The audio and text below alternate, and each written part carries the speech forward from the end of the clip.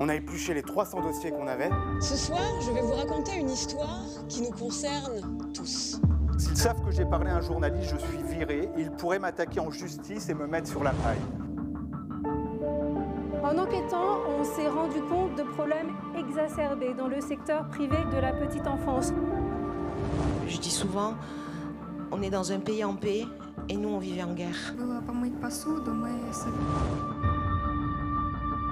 Ils l'ont bombardé en sachant qu'il y avait beaucoup de gens à l'intérieur. Moi, je ne sais pas d'où ces chiffres sortent. On n'est plus des conseillers financiers, on est des vendeurs.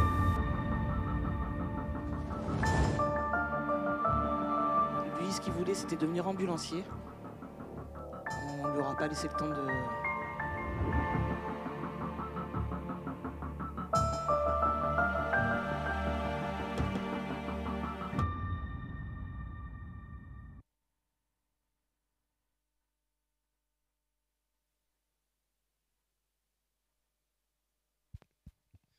Bonsoir à toutes et à tous. On est ravis de vous retrouver pour une 3e saison de Médias Vivants. Moi, j'ai eu l'impression que la coupure estivale a été très longue. Et il y a peu de médias qui ont la chance d'avoir un public avec lequel ils peuvent échanger. À la fin de chaque enquête sur scène, vous nous racontez un petit peu vos impressions, vous nous donnez parfois même des informations. Et c'est notre plus grande richesse, donc un grand merci à vous. On espère de notre côté que les enquêtes sur scène vous apportent aussi un autre regard en fait, sur l'actualité et sur le monde qui nous entoure. Moi, personnellement, je porte un autre regard, par exemple, sur la tour CMA-CGM, grâce à l'enquête sur scène de Jean-François Pouplin, qui est là-bas, qui avait fait une enquête sur les ressources humaines. Il avait interviewé une dizaine de personnes. Et va vous donner les suites de cette enquête en décembre pour une soirée un petit peu spéciale. Ces enquêtes sur scène, elles participent au débat démocratique. On a ce rappel de la polémique des crèches. Il y avait cette polémique, il y avait une commission d'enquête parlementaire et Daphné Gastaldi, qui est journaliste de Médias Vivants, avait invité sur scène des directrices et une parlementaire pour s'exprimer. Les enquêtes sur scène aussi elles sont d'intérêt public. Elles sont d'intérêt public, par exemple, en juillet dernier, Clément Pourret nous avertissait par son enquête les JO sous haute surveillance du fait que cette grande messe sportive était utilisée comme un laboratoire pour mieux nous surveiller. Et finalement, on n'est pas étonné de voir qu'en octobre, le gouvernement compte généraliser la vidéosurveillance algorithmique. Donc on est très fiers de toutes ces enquêtes sur scène. Et je vais vous montrer un extrait qui a été de Clément Pourret, justement, sur les JO. C'est pour vous, ceux qui viennent la première fois, se rendre compte un petit peu de ce que c'est une enquête sur scène. Le Covid, vous l'avez compris, va être une occasion unique pour les fabricants de technologies de surveillance qui peuvent vendre et mettre en avant leur technologie. Mais pendant que la pandémie bat son plein, les acteurs du secteur n'ont qu'une idée en tête, les Jeux Olympiques de Paris 2024. Explosion en 2013 avec Marseille, capitale européenne. On est à plus de 200 caméras. 2013 à 2020, on est à 1558 caméras. Et plus récemment, vous savez tous qu'on a réussi à légaliser, dans le cadre des JO, des Jeux Olympiques de Paris, la vidéosurveillance augmentée. En 2020, sur 14 actions de lobbying menées par le J4, 6 ciblent spécifiquement les Jeux Olympiques.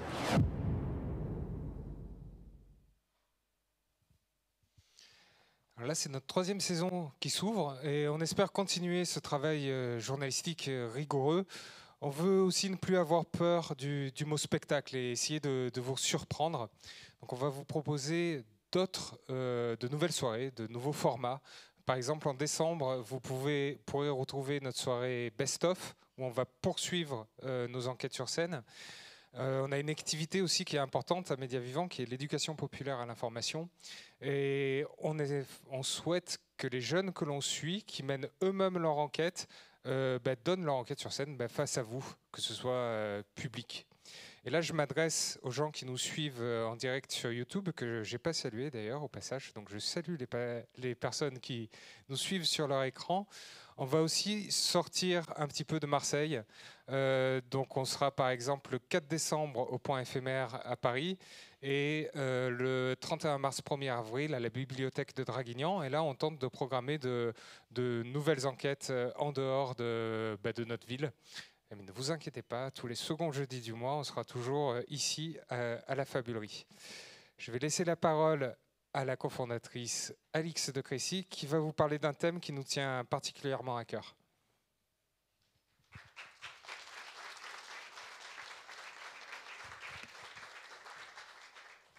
Bonsoir. Vous avez vu, grâce à vos dons, on a investi dans un pupitre. Je suis contente de vous voir parce que la dernière fois que je vous ai vu, c'était il y a 3 mois pour clôturer la 2e saison d'Enquête sur scène. Et il y a 3 mois, on annonçait que le parti d'extrême droite avait obtenu 143 sièges.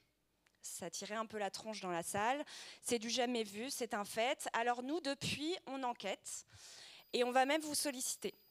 La rédaction, en ce moment même, depuis quelques mois, enquête sur les politiques sociales du Rassemblement national dans les villes qui dirigent. Parce que si le Rassemblement national, on dit souvent qu'il s'apprête à conquérir le pouvoir, en réalité, c'est déjà le cas. À Orange, à Fréjus, à Hénin-Beaumont, dans d'autres villes. Et on peut voir que le RN n'a jamais été aussi proche de Matignon et que pendant ce temps-là, le bilan dans ces villes que je viens de citer éclaire très nettement la rupture promise par Jordan Bardella. Donc pour poursuivre ce sujet, nous invitons notre public, nous vous invitons vous, votre entourage, et nous avons fait un appel à témoignages sur mediavivant.fr. Ce qu'on cherche à recueillir comme témoignages, ce sont des personnes qui sont dans ces villes que j'ai citées et d'autres qui sont dirigées par le Rassemblement national et qui peuvent nous témoigner ou en tout cas nous faire part des difficultés qu'ils rencontrent dans leur accompagnement social, administratif, mais aussi médical ou familial. Donc n'hésitez pas à faire passer le message. On insiste, cette enquête, elle contribue à lutter contre la normalisation du Rassemblement national. C'est un parti d'extrême droite qu'on considère qui ne peut pas être traité comme un parti comme les autres dans le système médiatique, comme on peut le voir dans des médias de masse. Nous savons la haine tenace qu'entretient le Rassemblement national envers les journalistes. Ça se traduit par des menaces physiques, du harcèlement sur les réseaux sociaux, des refus d'accréditation, et des mobilisations de groupuscules identitaires. Je le répète, l'extrême droite ne peut pas être traitée comme un parti politique comme un autre.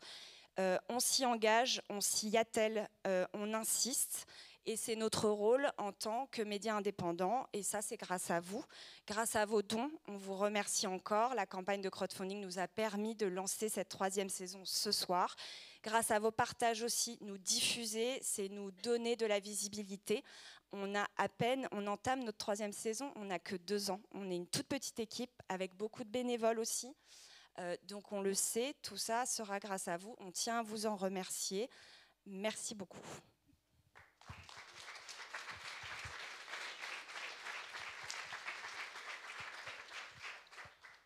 Alors ce soir, on va assister à l'enquête sur scène face au privilège des jets. Alors, je vous demande juste de bien libérer l'allée centrale. L'enquête est proposée par Daphné Gastaldi et Mathieu Martinière. Ils ont travaillé en collaboration avec des collectifs d'investigation, Mémoire Vive et We Report, et avec le soutien du Journalism Fund Europe. Excuse me for my English. Et c'est grâce à cette vaste collaboration que ce soir, on est en capacité de vous révéler des informations sur des personnalités que l'on connaît bien, même ici à Marseille. Je vous souhaite à tous une très bonne enquête sur scène.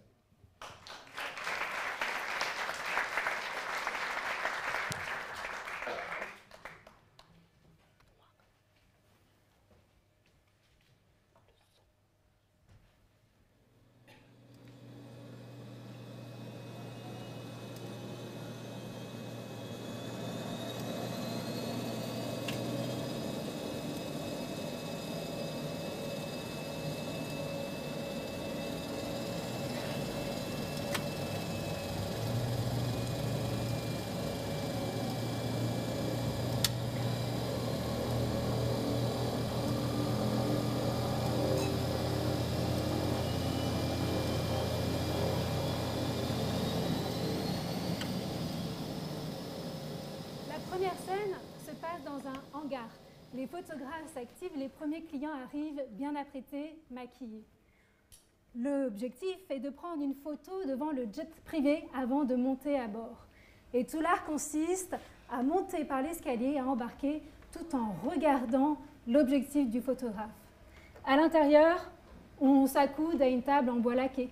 On boit un dernier cocktail avant de redescendre. Le jet privé ne décollera pas aujourd'hui. Il n'y a pas de pilote à bord. Il sert juste de décor pour des shootings ou des tournages. Les starlets à bord postent ensuite les clichés sur les réseaux sociaux pour faire croire à des vols en jet privé. Un symbole de richesse pour impressionner leur communauté et pour quelques minutes et quelques centaines d'euros, avoir l'impression d'être les reines et les rois du monde. L'aviation de luxe reste le symbole d'importantes inégalités sociales. Pour tout le trafic aérien, 1% de la population mondiale est responsable de 50% des émissions de l'aviation commerciale. Ce soir, nous allons surtout parler de l'aviation d'affaires, soit 9% du trafic en Europe, selon le lobby européen EBA, le plus puissant du secteur. Ce soir, nous allons vous faire des révélations sur les trajets en jet privé de dirigeants du sud de la France. Des informations jamais encore dévoilées que nous vous réservons pour la scène de Médias Vivants.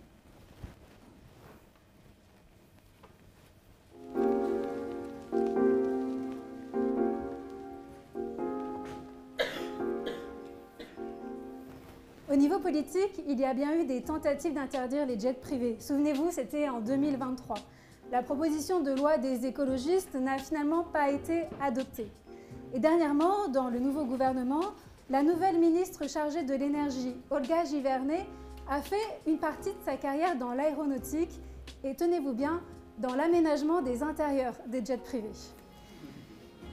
Pour les défendre, le lobby européen de l'aviation d'affaires, le BA, représente plus de 700 entreprises. On va voler plus, mais plus vert, résumerait bien leur communication. Ce qui choque le plus les citoyens, c'est que les jets privés ne suivent pas les mêmes règles que les vols commerciaux.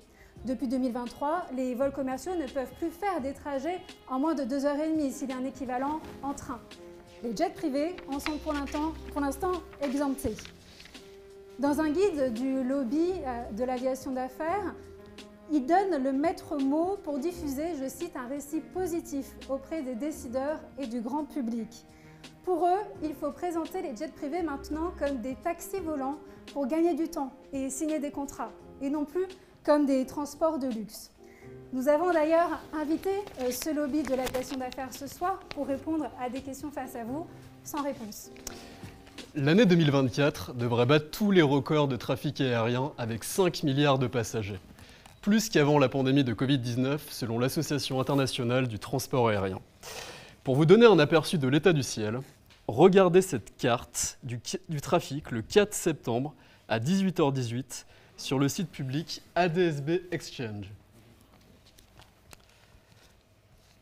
La France est la championne de l'Union européenne des jets privés, en nombre de vols et en nombre d'émissions de CO2. Cela vient d'un rapport de 2023 de Greenpeace, qui demande l'interdiction totale des jets privés. Si on se rapporte à l'empreinte carbone par passager, un vol en jet privé, c'est 14 fois plus polluant qu'un vol de ligne classique et jusqu'à 50 fois plus polluant qu'un trajet en train, selon la fédération d'ONG Transport et Environnement. Au sol, des associations et des citoyens traquent ces vols en jet privé, qui sont des sources de nuisances, notamment grâce à des données en source ouverte, qu'on peut voir sur les sites ADSB Exchange ou encore Flight Radar. Vous avez peut-être entendu parler du compte Instagram L'Avion de Bernard. Au départ, c'était le collectif Mémoire Vive. C'était la première action du collectif Mémoire Vive, qui sont deux jeunes data analystes qui dénoncent les injustices sociales et gouvernementales. Ils avaient analysé les trajets en jet de Bernard Arnault. Bernard Arnault, le puissant patron du groupe de luxe LVMH, est l'un des hommes les plus riches du monde. Et au départ, il s'était inspiré du travail d'un étudiant américain qui s'appelle Jack Sweeney et qui avait été connu pour traquer le jet d'Elon Musk, qui est le patron de Tesla, de SpaceX. Et il avait aussi traqué, par exemple, l'avion de la chanteuse Taylor Swift. Ils tiennent à rester anonymes, on va les écouter.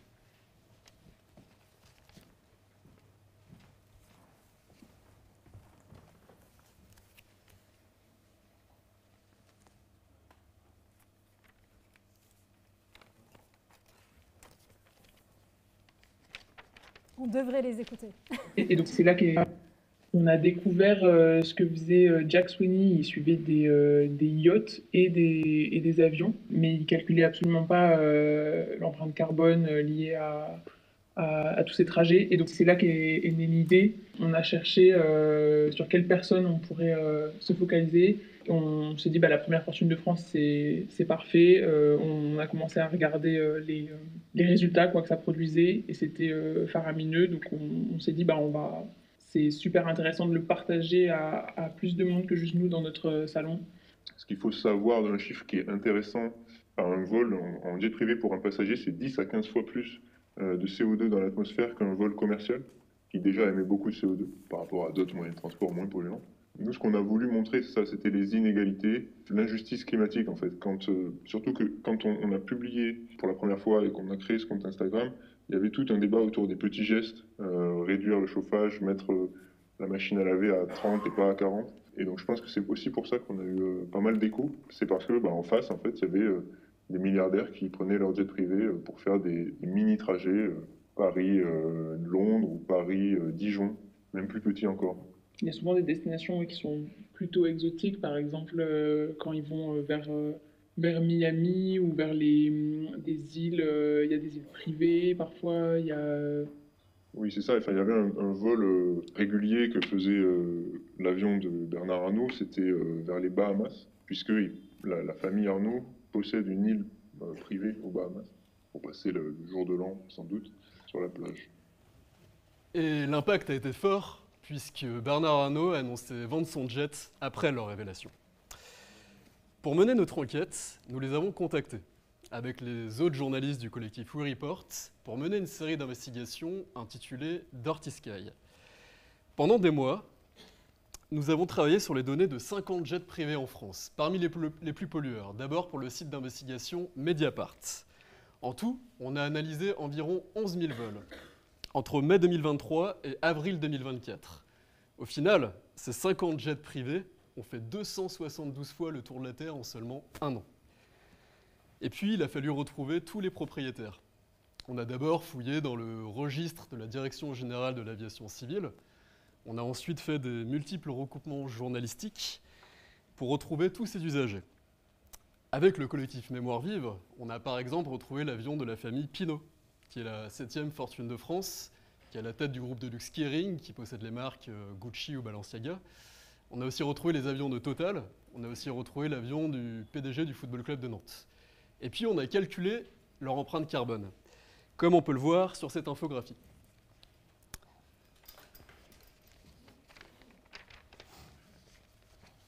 Les 3 premiers jets de notre liste, ceux d'AXA, de Total Energy et de la famille Pinault, ont consommé, tenez-vous bien, 4 siècles d'empreinte carbone d'un Français moyen en seulement un an. Alors pourquoi on dit équivalent carbone ou CO2e comme on voit ici? En fait, cela nous permet d'inclure l'empreinte carbone réelle d'un jet privé en calculant aussi les traînées de condensation. Vous savez, c'est les traînées blanches que l'on voit tous dans le ciel. C'est un calcul qui est recommandé par l'Agence de l'environnement et de la maîtrise de l'énergie. Et en fait, quand on prend en compte ces traînées, cela double le calcul. Pour compliquer la tâche, il a fallu aussi avec Mathieu qu'on sache si ces jets privés utilisent du SAF. Le SAF, c'est du carburant d'aviation vendu comme durable. Total, par exemple, nous a répondu l'utiliser pour ses jets. Et d'ailleurs, le lobby de l'aviation essaie de se montrer plus vert avec ce carburant. Je cite le BA, « L'aviation d'affaires reste à la pointe de l'innovation, montrant l'exemple en adoptant les carburants d'aviation durables. Pour le futur, le secteur veut même, je cite toujours, devenir le héros des émissions zéro carbone. » Pourtant, ce carburant n'est pas encore suffisant ni accessible partout pour diminuer l'ensemble du trafic. Le trafic doit être réduit, régulé selon tous les experts. La preuve, en prenant en compte ce carburant et donc en diminuant l'empreinte carbone avec ce SAF, Total reste le 2e dans notre liste des avions les plus pollueurs. Et puis dans les exemples frappants, on a aussi trouvé avec Mathieu un vol qu'on va vous montrer, le vol Tokyo-Paris, effectué par la famille Pinault toujours. Ce simple vol en jet a émis l'équivalent de 16 ans d'empreinte carbone d'un Français moyen. Alors retrouver les propriétaires de jets, évidemment, ce n'est pas une mince affaire. Les engins sont souvent au nom de sociétés indépendantes, de holdings, de filiales, parfois à l'étranger. Par exemple, Patrick Drahi, le patron du groupe de télécommunications et médias Altis, a son jet privé immatriculé en Autriche. Alors pourquoi l'Autriche? Parce que ce pays permet l'anonymat des propriétaires de jets. Face à la polémique, certains ont revendu leur jet privé, comme Bernard Arnault l'a expliqué, pour ne plus être pistés, d'autres par une soudaine conscience écologique. Le 28 mai dernier, nous nous sommes rendus au plus gros salon de l'aviation d'affaires en Europe, qui s'appelle l'IBAS à Genève. Comme on peut le voir sur cette photo d'Alberto Campi, on retrouvait des stands de grands constructeurs français comme Dassault avec ses Falcon. Et dans les allées du salon, le mot sustainability, durabilité en français, était partout. Comme on peut encore le voir sur cette photo du stand de Textron, un constructeur américain. Mais la décarbonation tant vantée du secteur touche peu les jets privés. En 2023, plusieurs pays européens, dont la France, les Pays-Bas et l'Autriche, ont demandé de mieux réguler, de mieux taxer les vols en jet privé. Le problème est que la Commission européenne n'a pas suivi. Pour l'anecdote, le journal allemand TASS a révélé que la présidente de la Commission européenne en personne, Ursula von der Leyen, a effectué près de 60 trajets en jet privé en 2021 et 2022, et parfois sur des courtes distances comme des Bruxelles-Strasbourg. À Genève, le lobby de l'aviation d'affaires EBA était bien sûr représenté. Et on n'a pas manqué de s'arrêter à leur stand. Lors d'une interview à Bruxelles, le lobby a défendu mordicus les jets privés avec notre confrère de WeReport Robert Schmitz. Nous ne sommes pas des pêcheurs climatiques, aime à dire son secrétaire général Holger Kramer. Connu pour avoir tenu des propos climato-sceptiques par le passé, il estime que la polémique sur les jets privés est, je cite, un non-sens idéologique. Et il insiste. Pour lui, la filière s'est engagée à zéro émission d'ici à 2050, notamment grâce aux innovations technologiques et aux fameux carburants durables. Mais grâce à un intense lobbying en coulisses, les petites compagnies de jets ou les propriétaires qui ne volent pas quotidiennement seront exemptés d'utiliser ces fameux carburants durables dans les prochaines années au niveau européen. Des carburants verts pour survoler le littoral si convoité de la Côte d'Azur. On s'est rendu compte avec Mathieu et Mémoire Vive dans nos données que les trajets Paris-Toulon, Paris-Nice ou Paris-Cannes étaient parmi les plus courants.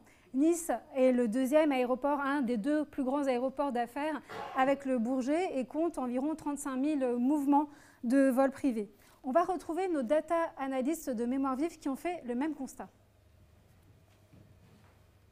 On a essayé de recenser à un moment dans l'histoire du compte les vols les plus absurdes ou les plus choquants. Et on s'est rendu compte que dans cette région-là, en fait, surtout l'été, du coup, et ça va à l'encontre du fait que les jets privés sont utilisés pour le travail. Enfin, c'est un des commentaires qui nous est fait à chaque fois. Et là, on a essayé de montrer les vols qui, justement, n'étaient pas faits pour le travail. Et on s'est rendu compte qu'il y avait beaucoup de vols entre Nice, Cannes. Il n'y a aucun effort qui est fait par ces gens-là pour arrêter de prendre les jets privés. Même les vols les plus faciles à faire en train ou en voiture, ils ne sont pas faits. Les vols les plus courts sont en effet enregistrés entre Nice et Cannes. Deux villes à seulement 30 km de distance. Des sauts de puce, comme on dit dans le milieu. Alors bien sûr, nous avons contacté le groupe des aéroports de la Côte d'Azur qui a refusé notre invitation, mais son directeur de la communication, Aymeric Staub, a répondu à quelques questions. Alors pour lui, ces sauts de puce sont des vols à vide, sans achat de billets, pour repositionner des avions ou aller chercher des clients. Je le cite, « C'est comme si vous réservez un taxi, vous demandez qu'il vienne vous chercher là où vous êtes ». Il confirme qu'il existe ainsi entre 300 et 400 sauts de puce entre Nice et Cannes selon les années, environ un par jour. Et puis en travaillant sur ces données, on s'est rendu compte et on a retrouvé des jets privés utilisés par des hommes d'affaires et par des compagnies qui pourtant vantent leurs efforts en matière de décarbonation ou de RSE, la responsabilité sociale et environnementale. Pour commencer, nous avons identifié ces derniers mois le jet de la famille qui est à la tête du groupe Nicolin, le groupe de traitement de déchets. Ils sont connus aussi parce qu'ils sont à la tête du club de foot de Montpellier. Et puis on a retrouvé le jet de la famille Chambon, qui est dans le top 500 des fortunes françaises et qui possède, eux, les centres commerciaux Polygone à Montpellier ou à Cagnes-sur-Mer. ou encore le jet privé de Rani Assaf, le président du club de foot de Nîmes, et un ancien bras droit de Xavier Niel chez Free. Alors nous les avons contactés et ils n'ont pas répondu à nos questions. Mais nous avons creusé davantage.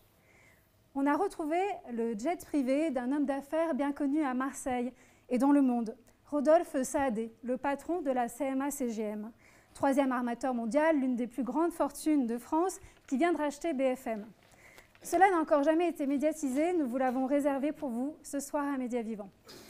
Le jet privé de la CMA-CGM est un bombardier global 7500 d'une valeur de plus de 60 millions d'euros. Il est immatriculé en Autriche, un pays qui permet l'anonymat des propriétaires de jets, mais grâce à des recoupements et à diverses sources, nous avons pu l'identifier et relier cet avion au puissant armateur marseillais.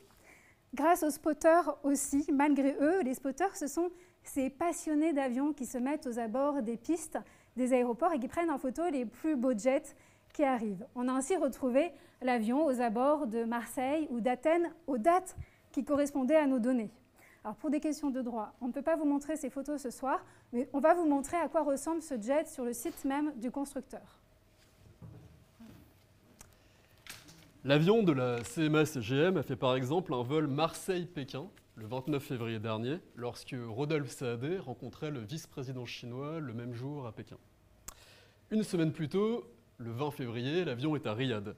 Et le lendemain, le ministère saoudien de l'investissement annonce signer un accord avec la CMA-CGM. Le 16 janvier, Rodolphe Saadé rencontre le président égyptien Al-Sisi. Et le même jour, l'avion décolle du Caire pour Marseille.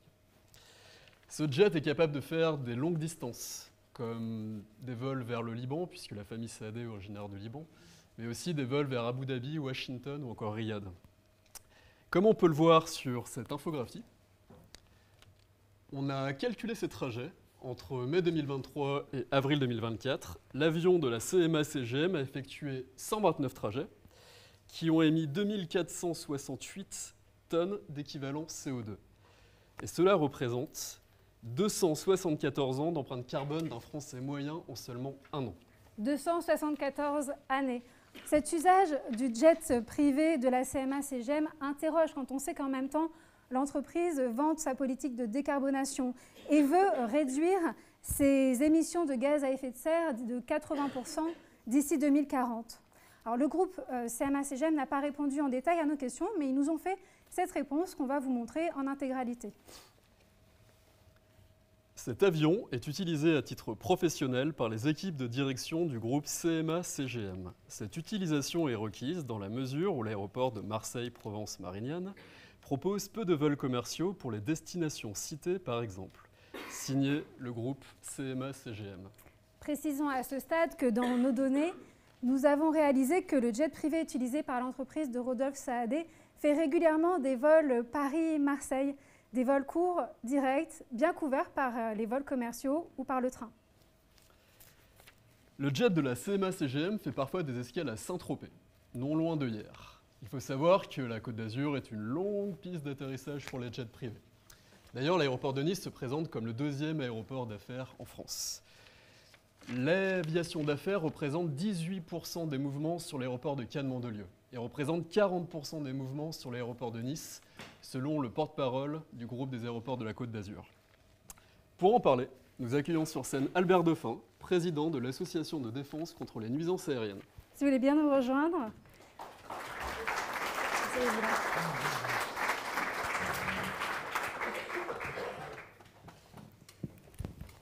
Bonsoir Albert Dauphin, merci de nous avoir rejoints ce soir pour ce sujet qui vous tient à cœur. Alors, expliquez-nous la première action de votre association qui a été d'équiper en fait en capteur et en sonomètre la zone pour calculer les nuisances dues à l'aéroport de Cannes. Ça marche. Ça marche.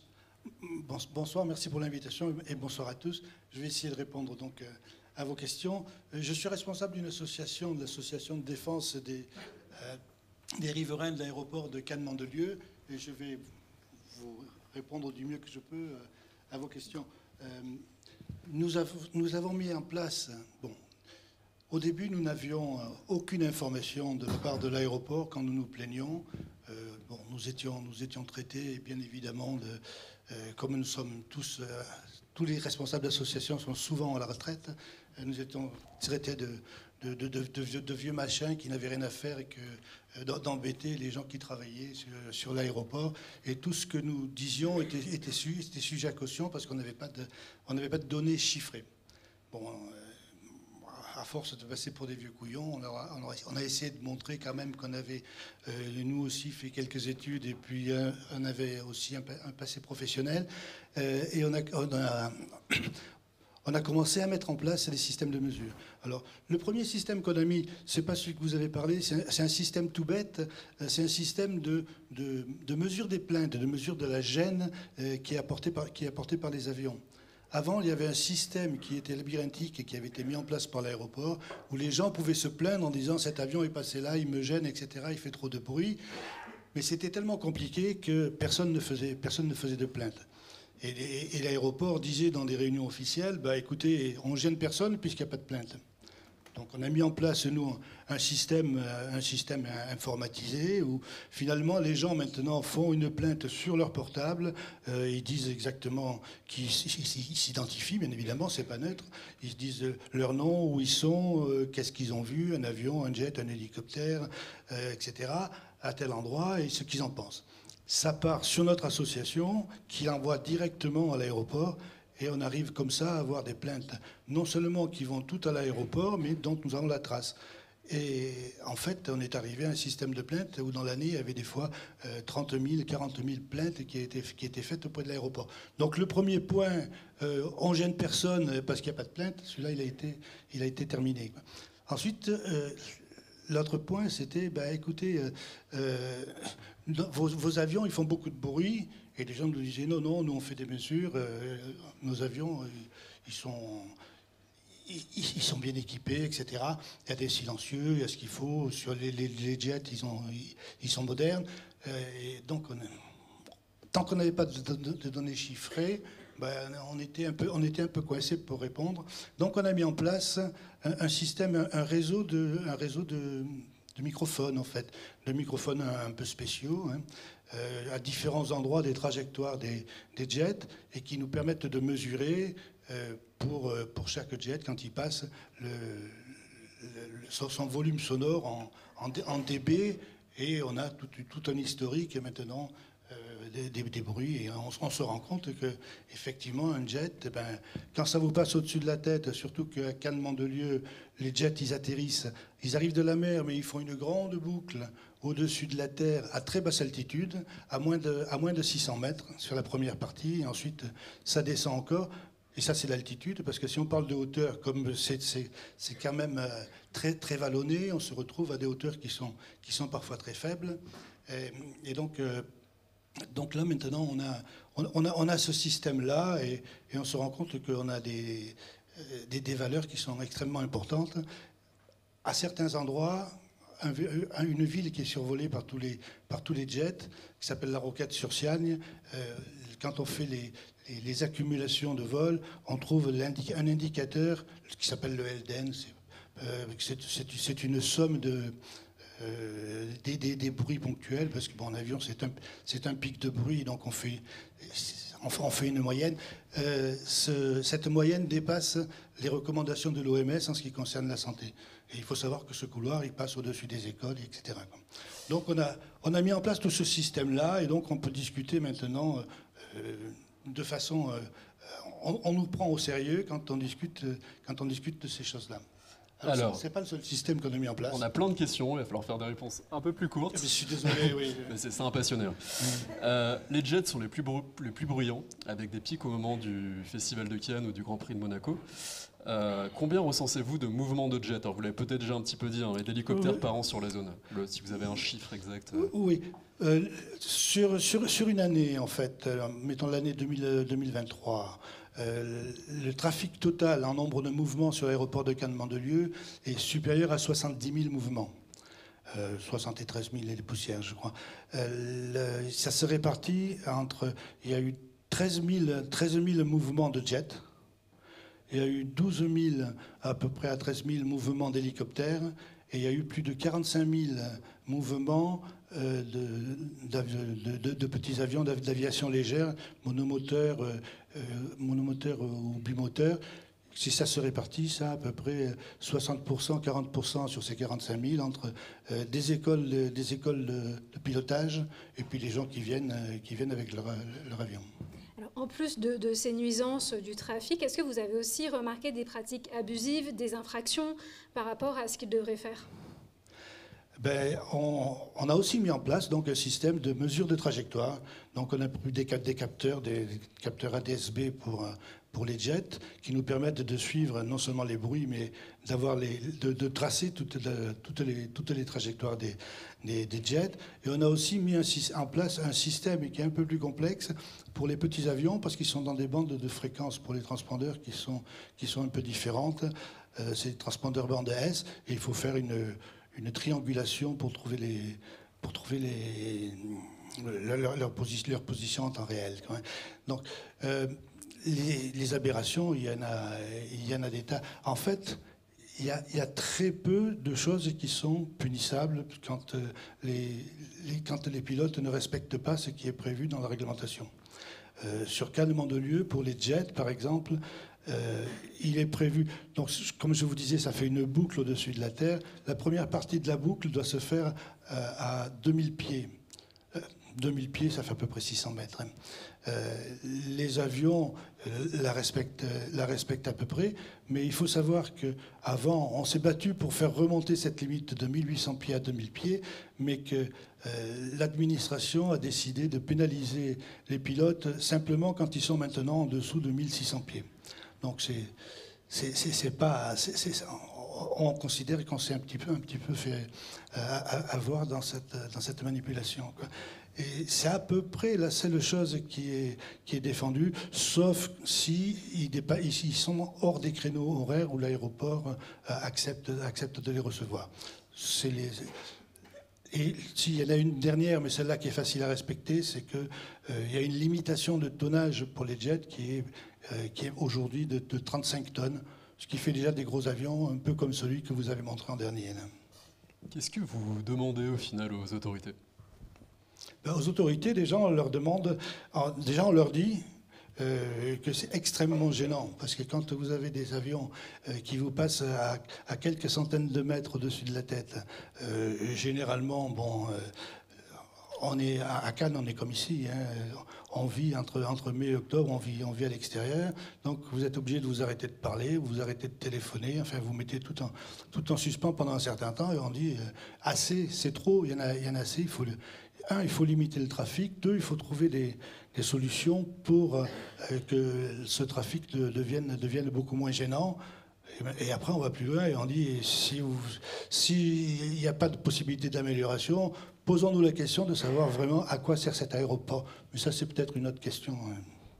Alors ces nuisances, surtout au moment de l'atterrissage et du décollage, touchent en premier les quartiers de la Boca qui bordent en fait l'aéroport de Cannes, qui sont parmi les plus touchés par ces nuisances. Alors l'aéroport de Nice-Cannes se défend en disant que l'aéroport existait avant la création de ces grands ensembles.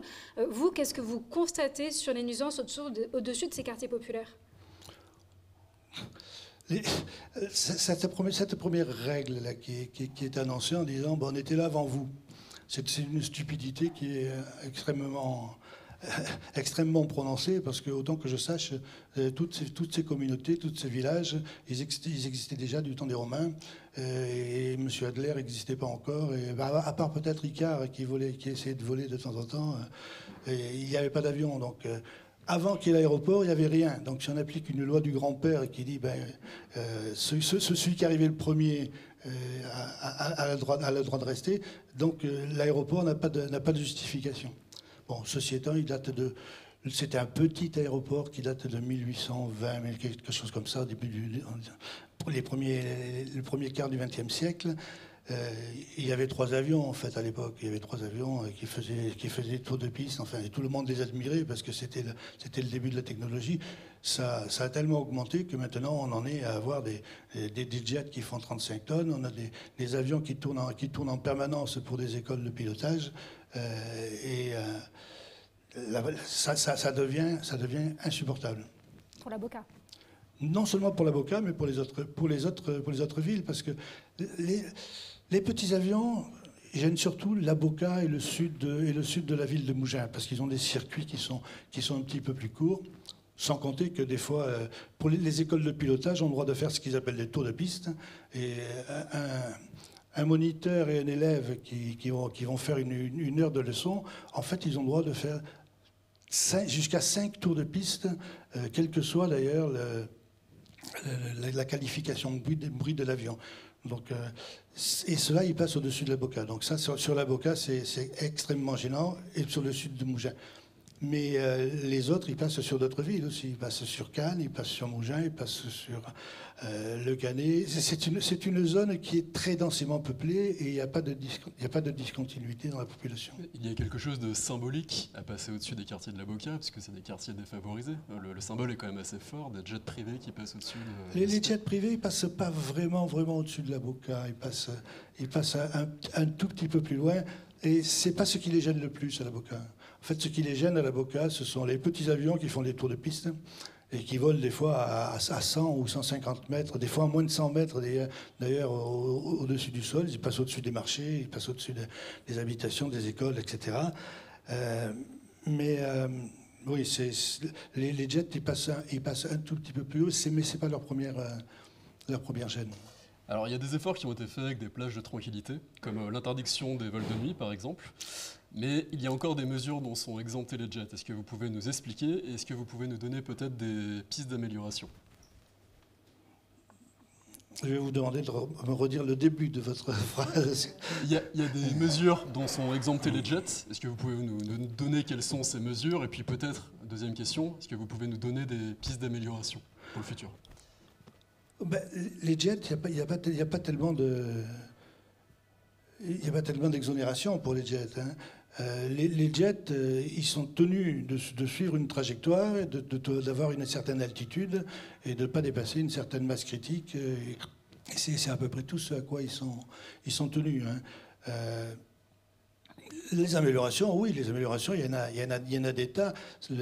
On n'en est plus à identifier la gêne ni les possibilités d'amélioration, parce qu'elles ont été étudiées plusieurs fois, et par la DGAC à notre demande, et ensuite par une société privée. On sait qu'on peut très bien améliorer la situation. D'une part, les avions décollent vers la mer, mais ils atterrissent en passant par la terre. Il y a la possibilité de faire atterrir les avions par la mer, parce que là, ça gêne personne. C'est un peu plus compliqué parce qu'il faut que certains arrivent par la mer et que les autres partent par la mer. Mais ça, c'est un problème de gestion et celle-là, ça a déjà été acté. Il reste à le mettre en œuvre et ça fait un moment que ça traîne. Et l'autre amélioration, c'est qu'il y a cette trajectoire qui est la trajectoire actuelle. En fait, elle est sur les zones densément peuplées. Il y a des zones qui sont moins densément peuplées. Bon, ça peut gêner, ça gêne les sangliers, ça gêne les lapins, ça gêne beaucoup de choses, mais ça gêne beaucoup moins de personnes. Donc, c'est une solution qui est préférable. En fait, ça impacterait un tiers de personnes par rapport à la trajectoire classique. Mais ça, c'est pareil, ça, c'est toujours délicat. On sait que ça peut se faire, ça a été prouvé, ça a été essayé.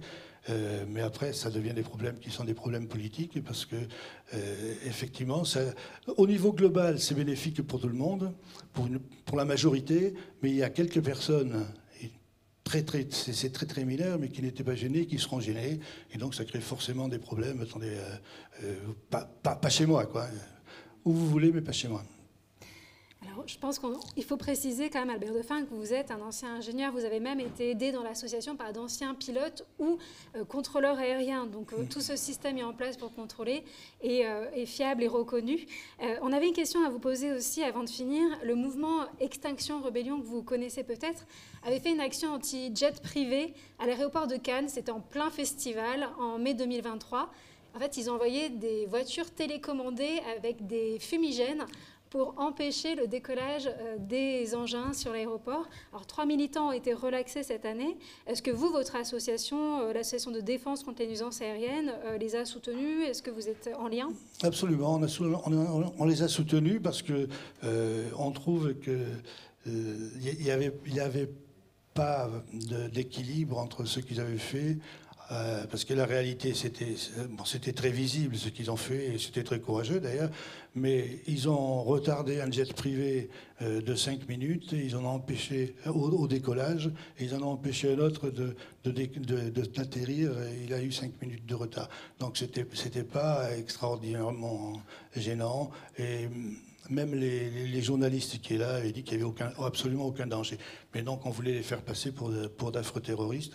Et nous, on a soutenu leur action en disant que c'était tout à fait injuste. On parle d'éco-terroristes aujourd'hui même. Bah oui, mais les terroristes, ce serait plutôt ceux qui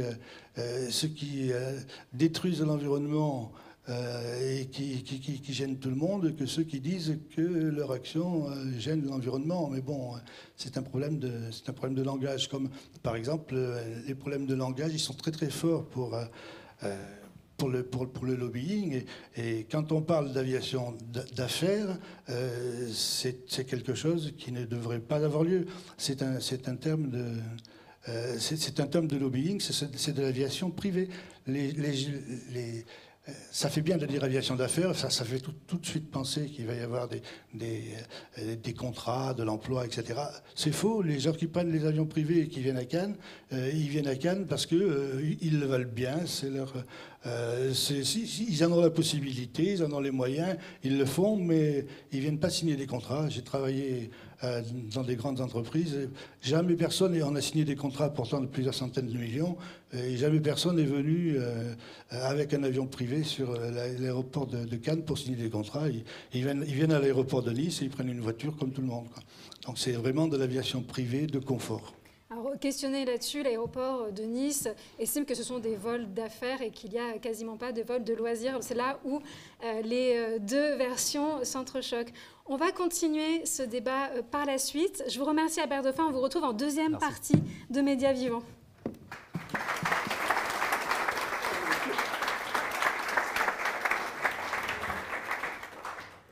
Non loin de Cannes, une autre destination attire les jets privés et les hélicoptères. Direction Saint-Tropez. Le nombre de mouvements d'aviation d'affaires représente 30% sur l'aéroport du golfe de Saint-Tropez.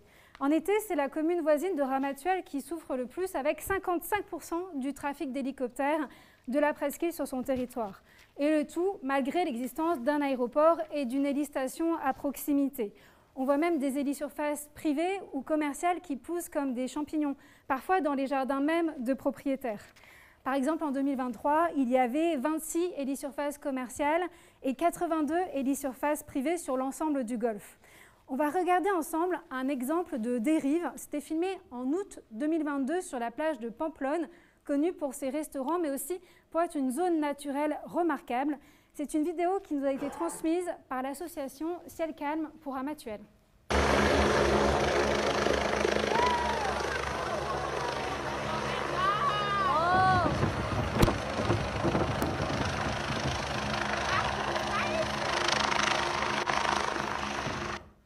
Alors c'est un exemple frappant qui reste exceptionnel d'infraction concernant la sécurité. Depuis, la préfecture n'a pas renouvelé l'autorisation de cette hélisurface privée. Mais à première vue, on pourrait se dire que c'est un combat entre privilégiés. Des nantis qui se plaignent d'autres nantis à Saint-Tropez. Mais on va le voir, ce combat, en fait, c'est un intérêt public. Tout commence en juillet 2019. Des huissiers et un docteur en acoustique de Marseille sonnent à la porte d'une villa somptueuse à Ramatuelle. La villa de Dirk Wichmann, un homme d'affaires allemand qui réside là. Au départ, c'est une affaire privée. Au-dessus de chez lui, il y a un balai d'hélicoptères incessant et en hausse depuis 2017. Alors pendant des jours, les techniciens photographient, enregistrent, mesurent les vols au-dessus de chez lui. Par exemple, le 21 juillet 2019, 98 hélicoptères survolent sa maison avec des nuances sonores sévères et des infractions. Sa maison est même dévaluée. La coupe est pleine. Alors, Dirk Wichmann décide de créer l'association Ciel Calme pour Ramatuelle et ses environs. Qu'on ne s'y trompe pas, Dirk Wichmann n'est pas écolo et il l'assume. Mais il s'est rendu compte que l'État français n'était pas en mesure de fournir des informations précises, ne contrôlait pas assez ce trafic ni la création d'hélisurfaces dans les jardins. Alors, en quelque sorte, c'est devenu son combat. Dirk Wichmann investit. Il met en place un système de radar Jet Vision, c'est un logiciel que nous avons pu consulter, avec 11 balises, des capteurs installés sur la commune avec l'aide de la mairie. Cela permet à l'association de suivre les vols de façon précise et avec des chiffres parfois plus précis que les autorités, ce qu'ils regrettent tous. Alors, face aux dérives qu'ils ont démontrées, la préfecture a dû prendre des arrêtés en 2022, en 2023, pour limiter les horaires de circulation, surtout en été, pour limiter le nombre de mouvements. Malgré ces avancées, l'association continue son combat et dénonce aujourd'hui la carence de l'État dans les tribunaux. Il dénonce le manque de contrôle, une réglementation imparfaite, le manque d'études d'impact sur ces hélisurfaces privées. L'association a même déposé une plainte devant la Commission européenne en mars 2023. 2023, la même année, le ministre des Transports, Clément Beaune, avait dû réagir face à la situation et avait dû demander au préfet du Var de diminuer de 80% les vols en hélicoptère dans la zone. Alors, on est loin du compte. L'association de Ramatuelle relève tout de même des améliorations. Moins 25% de trafic depuis 2022 sur sa commune. Mais l'association reste vigilante puisque le nombre de trafics d'hélicoptères a augmenté sur les communes voisines. Au final, le trafic n'a pas tellement baissé sur la presqu'île de Saint-Tropez. La situation, vous avez compris, est donc loin d'être réglée. Comme ce 23 mai 2024, où un hélicoptère blanc étincelant décolle d'un yacht dans le golfe de Saint-Tropez et va survoler les plages de Pamplonne. On va le voir, il va voler à des altitudes qui vont être en rouge et en orange, beaucoup trop basses. Par exemple, au-dessus des plages, il va être à un moment, au pire moment, à 30 mètres au-dessus de la plage au lieu de 300 mètres. Donc l'association Ciel Calme pour Ramatuelle l'a signalé une fois de plus. Dans ces citoyens engagés de l'association, il y a Éric Burja, que nous voyons sur la photo. Il est trésorier de l'association. Il réside dans une maison au milieu des domaines viticoles, pour ceux qui boivent du rosé à côté du château Minuti ou du domaine de la Rouillère, qui dispose d'hélisurface. Alors il connaît bien les enjeux du trafic aérien, puisque lui-même a été pilote amateur, pilote repenti, mais il a déjà recensé plus de 70 hélicoptères au-dessus de chez lui, en une seule journée. Ce transport privé, pour lui, est devenu obsolète. On va l'écouter.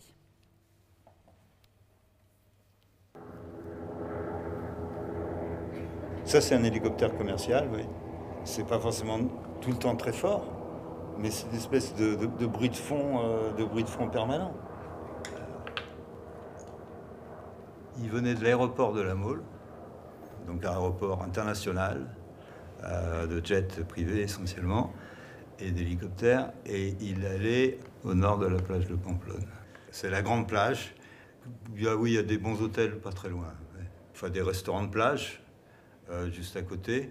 Nous, on s'est aperçu très vite que si on voulait se battre et lutter contre les hélicoptères et les abus de ce trafic, il fallait qu'on soit armé sur le plan de la réalité des faits.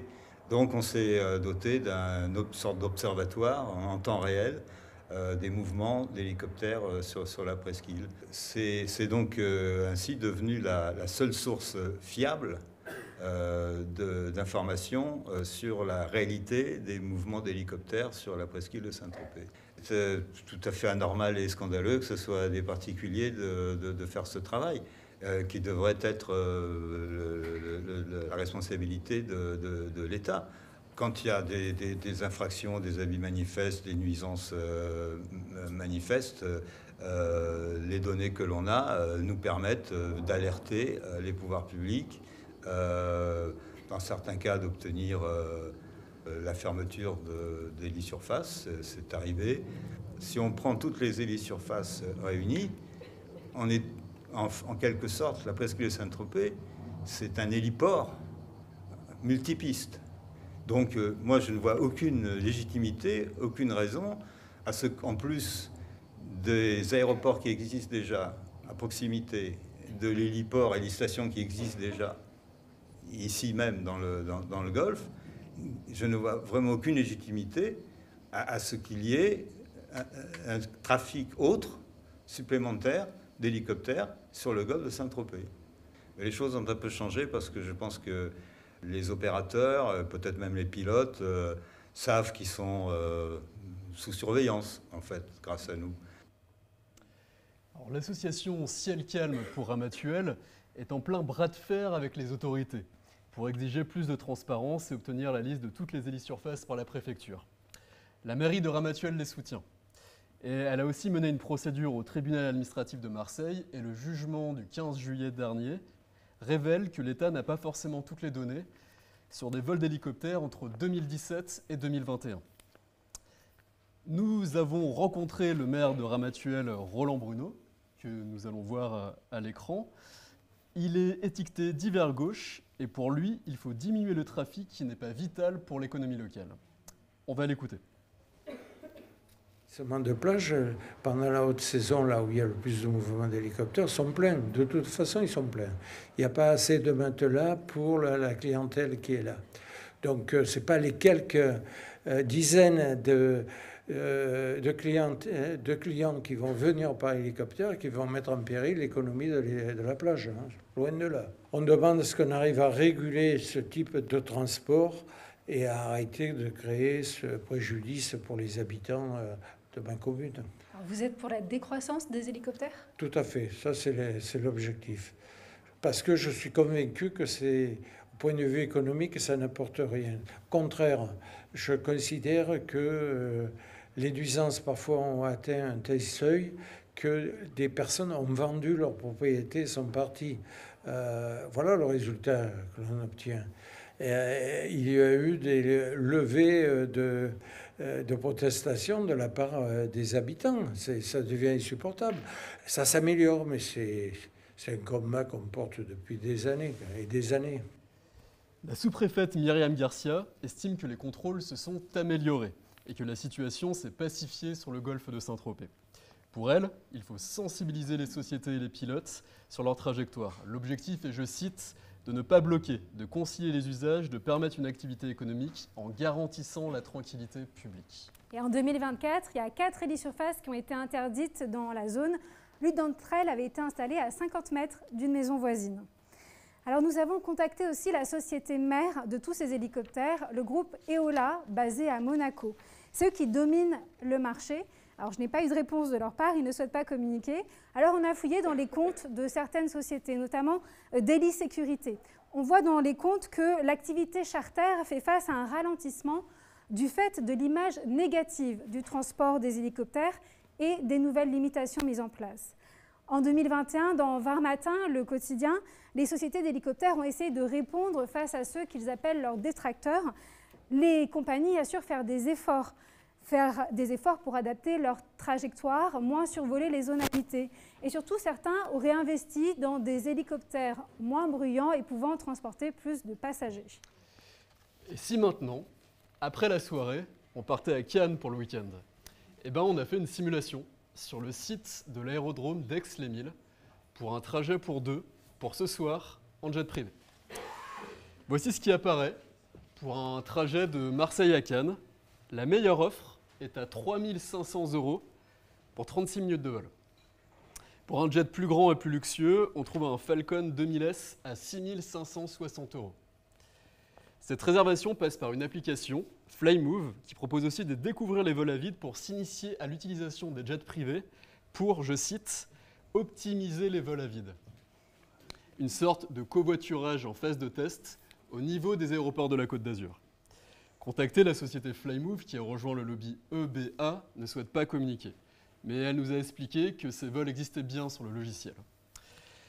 D'autres compagnies de jets privés veulent se montrer moins élitistes, à coup de grands renforts de publicité sur les réseaux sociaux. Elles promettent des offres moins chères que les vols commerciaux, ou alors de partager des vols en jet privé. Le tout en promettant de compenser 100% des émissions de CO2. Et ça ne s'arrête pas là. Après les jets et les hélicoptères, aura-t-on bientôt des taxis volants sur la Côte d'Azur? Vous en avez entendu parler en vue des Jeux Olympiques à Paris. Fin août, on a appris qu'une réunion s'est tenue à Saint-Tropez. Une équipe de Lilium Jet est venue présenter ces jets électriques qui atterrissent et décollent à la verticale pour une installation d'ici 2026. Alors, les aéroports de la Côte d'Azur l'annoncent déjà, ils sont associés à ce projet avec une promesse, réduire de 95% les empreintes carbone par rapport à un hélicoptère classique. Et dans un futur, ils espèrent aussi créer des avions commerciaux électriques. Mais ces taxis volants ne sont pas encore homologués.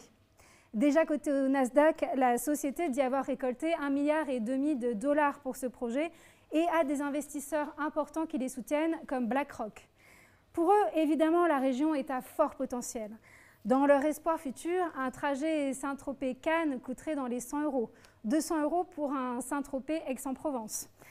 Le tout pour toujours démocratiser les vols. Le groupe des aéroports de la Côte d'Azur assure que le but ne sera pas d'augmenter le trafic, mais les associations n'y croient guère avec l'arrivée potentielle d'une nouvelle clientèle. L'été 2024 a été le plus chaud jamais mesuré sur la planète. Les défenseurs de l'aviation aiment à rappeler que le trafic aérien ne représenterait que de 2 à 3% des émissions mondiales de carbone. Mais au-delà de l'empreinte carbone, l'aviation reste le symbole d'importantes inégalités sociales et environnementales. Car chaque année, 90% de la population mondiale ne prend pas l'avion. En France, les cadres volent 17 fois plus que les ouvriers. Quant aux jets, qu'ils soient utilisés pour les affaires ou pour les loisirs, ils sont les symboles de tous les excès, d'une impunité des plus aisés. Quand ces avions privés décollent des aéroports du Bourget ou de Cannes, ce sont les cités de Seine-Saint-Denis ou de la Boca qu'ils survolent au plus près.